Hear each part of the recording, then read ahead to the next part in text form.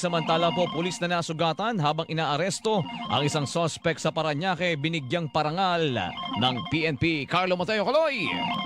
Pinarangalan at kinilala ng Philippine National Police ang Katapangan at Kabayanihan ni Police Staff Sergeant Carlo Navarro ng Parañaque City Police Station. Si Navarro ang pulis na nasugatan matapos saksakin ng isang sospek na kanyang inaaresto dahil sa panggugulo sa San Antonio Valley 8 noong Biyernes.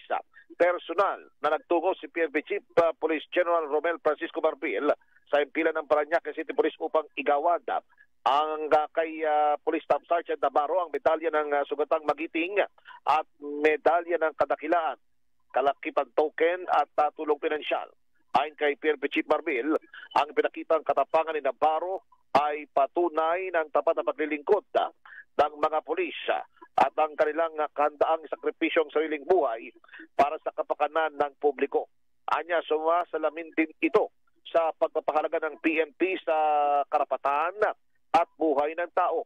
Ang pinamalas na kabayanihan ni Navarro ay hindi lamang nagbibigay dangal sa kanyang pangalan kundi pati na rin sa kabuuan ng PNP.